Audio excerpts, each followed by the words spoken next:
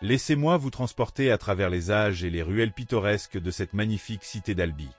Accrochez-vous, car nous allons explorer ensemble les trésors cachés et les splendeurs éclatantes de ce joyau occitan, classé au patrimoine mondial de l'UNESCO pour sa beauté unique et son histoire fascinante.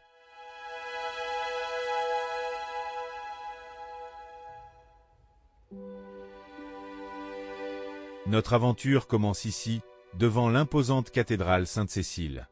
Levez les yeux, admirez cette forteresse de briques, la plus grande cathédrale de ce type au monde. Observez attentivement la couleur rougeoyante des briques, fabriquées localement à partir de l'argile du Tarn.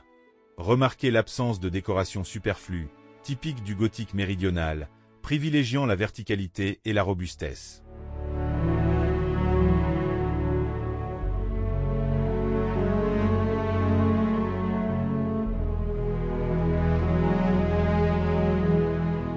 Pénétrez dans un espace surprenant de luminosité et de couleurs. La nef unique, d'une hauteur impressionnante, est ornée de fresques monumentales réalisées par des artistes italiens au début du XVIe siècle. Ces scènes bibliques, d'une richesse de détails incroyable, recouvrent une surface immense. L'orgue, l'un des plus grands de France, avec son buffet richement décoré, résonne encore lors de concerts mémorables.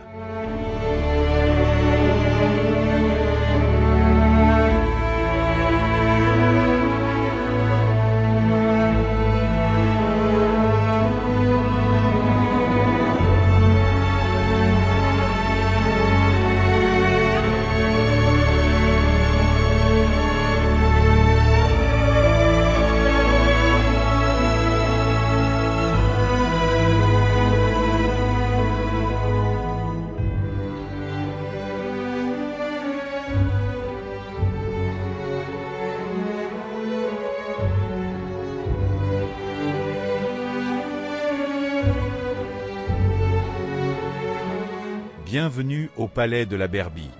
Avant même de franchir les portes du musée, prenez un instant pour admirer ce lieu chargé d'histoire. Imaginez les puissants évêques d'Albi résidant ici, dominant la ville depuis cette position stratégique. Ce palais, dont les fondations remontent au XIIIe siècle, a traversé les âges, témoin de l'évolution d'Albi.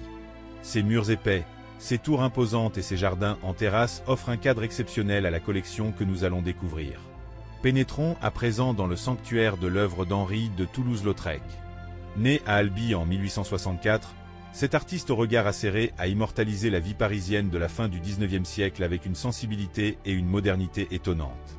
Ce musée a la chance de posséder la collection la plus vaste et la plus significative au monde de ses créations.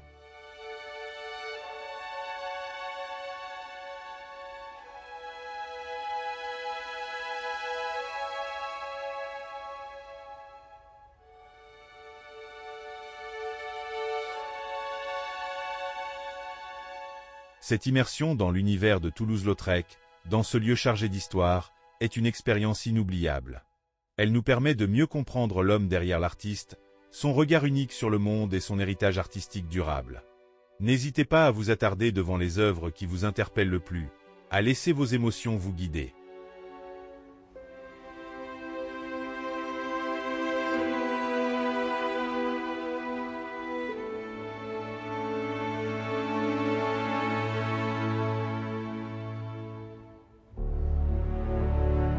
Véritable balcon sur Albi.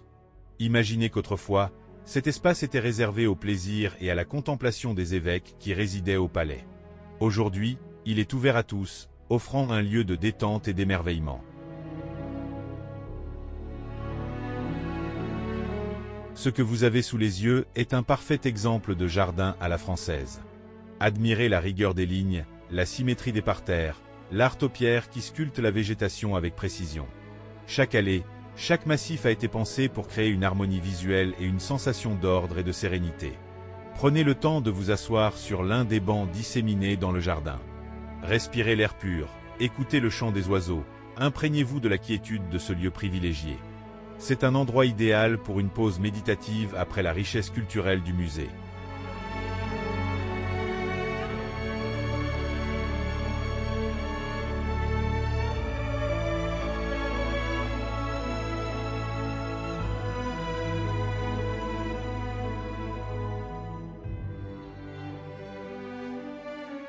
Ce cloître est un véritable havre de paix, un espace de quiétude où l'on peut flâner loin de l'agitation de la ville.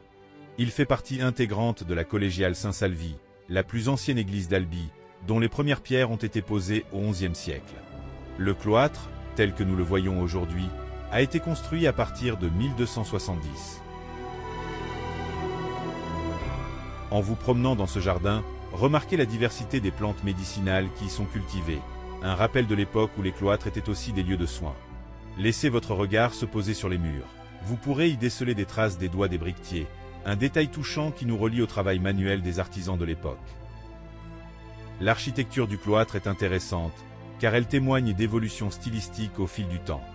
Bien qu'une partie du cloître ait été vendue à la Révolution française, l'aile que nous visitons aujourd'hui a été préservée, nous offrant un aperçu de ce qu'était cet ensemble autrefois.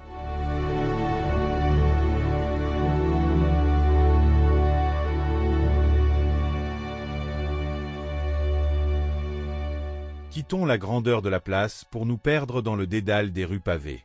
Sentez l'atmosphère particulière qui se dégage de ces murs chargés d'histoire. Imaginez les artisans, les marchands qui arpentaient ces mêmes rues il y a des siècles.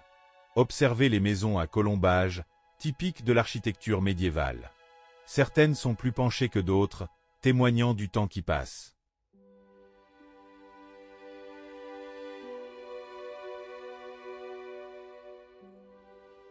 Notre balade le long du Tarn nous offre une pause rafraîchissante et une autre façon d'apprécier la beauté d'Albi.